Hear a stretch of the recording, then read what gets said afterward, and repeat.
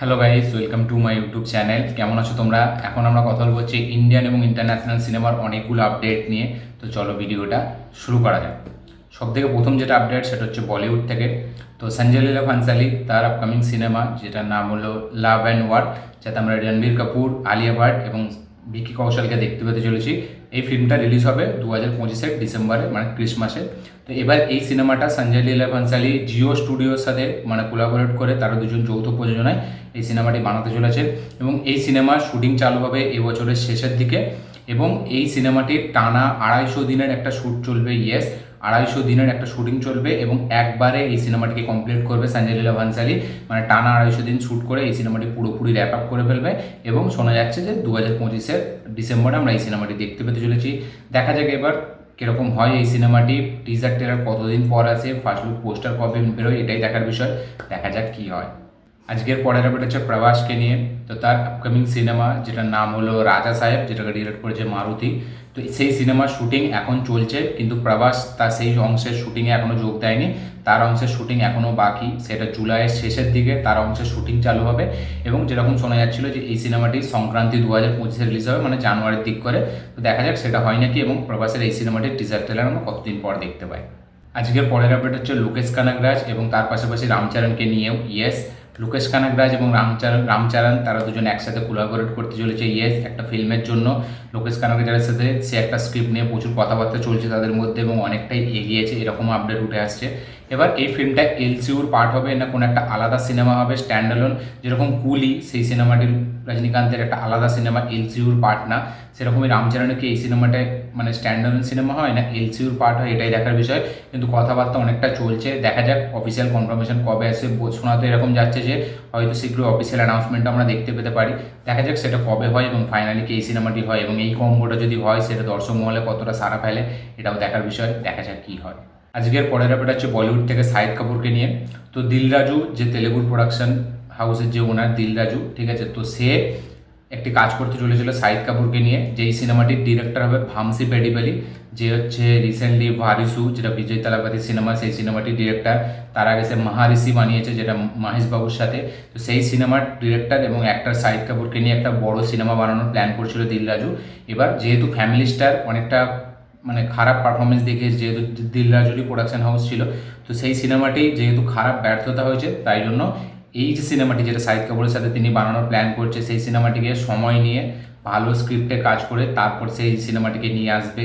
এখন এই সিনেমাটি একটু ডিলে হবে এবং স্ক্রিপ্টের ওপর প্রচুর মানে ভালো করে কাজ করা হচ্ছে, কারণ এই সিনেমাটি অনেক বড় লেভেলে সে বানাতে যাচ্ছে শাহিদ কাপুরকে নিয়ে। এবার দেখা যাক কত বড় লেভেলে সে এই সিনেমাটিকে বানায় এবং কতদিন পর আমরা এর অফিসিয়াল অ্যানাউন্সমেন্ট দেখতে পাই এবং কোন জনরার এটা ফিল্ম হয়, এটাও দেখার বিষয়। দেখা যাক কী হয়। আজকের পরের আপডেটটা হচ্ছে হলিউড থেকে। তো নাও ইউ সি মি একটা সিনেমা আছে, যেটা দুটো পার্ট অলরেডি বেরিয়েছিল এবং দুটোই কিন্তু খুব পপুলার। একটা ম্যাজিক নিয়ে বই, ঠিক আছে, সিনেমা দুটি বেশ হেভি সিনেমা, সবাই হয়তো দেখে নিয়েছে সকলে। বিশেষ করে সেকেন্ড পার্টটা প্রচুর পপুলার হয়েছিল। তো থার্ড পার্ট সেই সিনেমার নাও ইউ সি মি, সেই সিনেমার থার্ড পার্ট আসতে চলেছে। আগের বছর নভেম্বর মাসে এই সিনেমাটি আসবে, 2025-এর 14ই নভেম্বর এই সিনেমাটি রিলিজ হবে থিয়েটারে। দেখা যাক এবার now you see me part 3 কীরকম হয় এবং টিজার ট্রেলার আমরা কতদিন পর দেখতে পাই। আজকের পরের আপডেট হচ্ছে আমাদের সাইফ আলি খানকে নিয়ে। মালায়ালামের একটি সিনেমা ওপাম, সেই সিনেমাটি রিমেক হচ্ছে, হিন্দি রিমেক হচ্ছে, যাতে আমরা সাইফ আলি খান এবং ববি দেওয়ালকে দেখতে পেতে চলেছি। এই সিনেমাটিকে ডিরেক্ট করবে হচ্ছে প্রিয়দর্শন এবং এই সিনেমাতে আমরা সাইফ আলি খানকে একটা ব্লাইন্ড মানুষের চরিত্রে দেখতে পেতে চলেছে, অন্ধ মানুষের চরিত্রে। এবং সে মোহনলালের যে ক্যারেক্টারটা ওপাম, যে অরিজিনাল ফিল্মটা মালায়ালামের সাথে মোহনলাল ছিল, তো তার ক্যারেক্টারটাই সে এখানে প্লে করবে সাইফ আলি খান এবং অ্যান্টাগনিস্ট এখানে শোনা যাচ্ছে যে ববি দেওয়াল। এবার এই সিনেমাতে একটা নতুন স্টার অ্যাড হয়েছে, স্টার কাস্ট।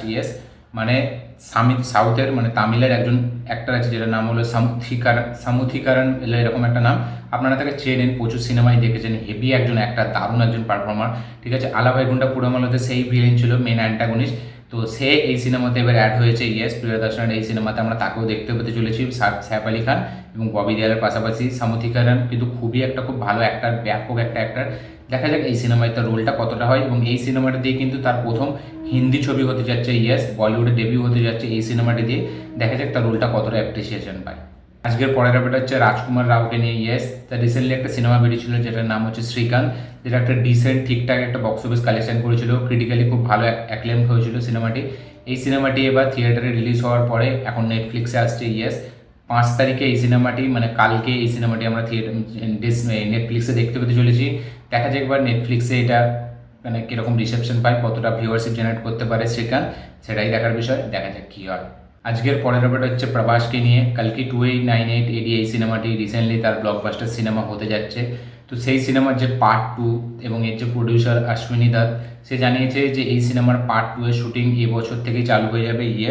পার্ট 2 এর শুটিং এবছরের শেষ থেকে শুরু হয়ে যাবে এবং যেরকম শোনা যাচ্ছে যে এই পার্ট 2টা 2025-এর এরকম জুন, জুলাই, আগস্ট এরকম সময় করে রিলিজ হতে পারে, এরকমই প্ল্যান করছে মেকার্সরা।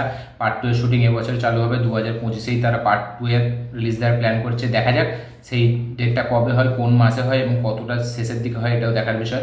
দেখা যাক কী হয়। আজকের পরের আপডেট হচ্ছে রাজকুমার রাওকে নিয়ে। তো রাজকুমার রাও এবং মেধা শঙ্কর, মানে যে 12 ফেল সিনেমাটির যে নায়িকা মেধা শঙ্কর, তো তারা দুজন একসাথে কোলাবোরেট করছে একটি সিনেমার জন্য। এটা একটা অ্যাকশন এন্টারটেইনার সিনেমা হবে এবং এই সিনেমাটিকে ডিরেক্ট করবে রিসেন্টলি নেটফ্লিক্সে রিলিজ হয় একটি সিনেমা রেড চিলিসের প্রোডাকশন হাউসের তরফ থেকে। সিনেমাটির নাম হচ্ছে ভক্সক, যাতে আমরা একে দেখেছিলাম, নায়িকাটার নামটা আমি ভুলে যাচ্ছি। তো সে ছিল, সিনেমাটির নাম ভক্সক। খুবই একটা ভালো সিনেমা, খুবই একটা আন্ডার রেটেড সিনেমা, হেভি একটা সিনেমা। আপনারা গিয়ে ভক্সক সিনেমাটি দেখতে পারেন। তার যে ডিরেক্টর পুলকিত, ঠিক আছে, তো সে তার পরবর্তী ছবিতে একটা অ্যাকশন এন্টারটেইনার ছবিতে আমরা রাজকুমার রাও এবং মেধা শঙ্করকে দুজনে একসাথে আমরা প্রথমবার দেখতে পেতে চলেছি। দেখা যাক ফিল্মটা কীরকম হয়, এর অফিসিয়াল অ্যানাউন্সমেন্ট আমরা কবে দেখতে পাই। আজকের পরের আপডেট হচ্ছে আমাদের বিজয় সেতুপতিকে নিয়ে। তো বিজয় সেতুপতি এবং রাম গোপাল বর্মা, তাদের দুজনের মধ্যে একটা কথাবার্তা হচ্ছে একটি সিনেমার জন্য। রাম গোপাল বর্মা অনেক দিন পর তার নাম উঠে এসছে একটি সিনেমার জন্য, তারা দুজন কোলাবোরেট করছে। ডিরেক্টর রাম গোপাল বর্মা, অ্যাক্টর বিজয় সেতুপতি, তার দুজনের মধ্যে একটা কথাবার্তা চলছে স্ক্রিপ্ট নিয়ে। দেখা যাক এটা ফাইনালাইজড হয় নাকি। এবং এই সিনেমাটি ভিদুতালায়, যে সিনেমাটি পার্ট 2 ভিদুতালায়, মানে বিজয় সেতুপতির আপকামিং সিনেমা, যেটাকে ভেট্রি মারান ডিরেক্ট করেছে। তো ভিদুতালায় পার্ট 2 তার 10 দিনের শুটিং আর বাকি আছে। সেই সব হয়ে গেলে এই সিনেমাটি নিয়ে সে ব্যস্ত হয়ে পড়বে, এরকমই শোনা যাচ্ছে। আপডেট উঠে আসছে যে রাম গোপাল বর্মার সাথে তার একটি কথাবার্তা চলছে একটা স্ক্রিপ্ট নিয়ে। দেখা যাক এবার সেটা কতদূর কী হয় এবং অফিসিয়াল অ্যানাউন্সমেন্ট আমরা কি আদৌ দেখতে পাই নাকি, এটাই দেখার বিষয়। দেখা যাক কী হয়। আজকের পরের আপডেট হচ্ছে সালমান খানের সিকান্দারকে নিয়ে। তো সিকান্দার 2025-এ রিলিজ হচ্ছে।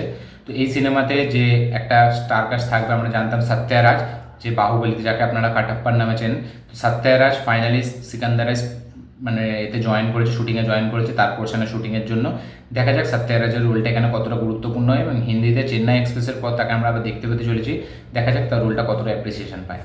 আজকের পরের আপডেট হচ্ছে দুলকার সালমানকে নিয়ে। তো দুলকার সালমান তেলেগুতে আবার একটি ফিল্ম করতে যাচ্ছে। নায়িকার জন্য দুটো অ্যাক্ট্রেসের নাম উঠে আসছে, একটা হচ্ছে রশ্মিকা মান্দানার নাম শোনা যাচ্ছে, আর একটা হচ্ছে সাই পল্লবী। এই দুজনের মধ্যে যে কোনো একজনকে আমরা দেখতে পেতে চলেছি দুলকারের অপোজিটে। দেখা যাক এই দুজনের মধ্যে কাকে আমরা দুলকারের অপোজিটে দেখতে পাই, এটাই দেখার বিষয়। এবং এই সিনেমাটি মানে কীরকম টাইপের সিনেমা হয়, কোন জনরাতে বেস্ট হয়, এটাও দেখার বিষয়। দেখা যাক কী হয়।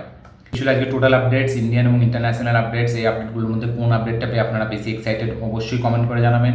আমার এই ভিডিওটি ভালো লেগে থাকলে লাইক, শেয়ার, কমেন্ট করে দিন। চ্যানেলটি নতুন হলে চ্যানেলটিকে সাবস্ক্রাইব করুন, বেল আইকনটি প্রেস করতে ভুলবেন না। দেখা হচ্ছে পরের ভিডিওতে, ততক্ষণের জন্য বাই।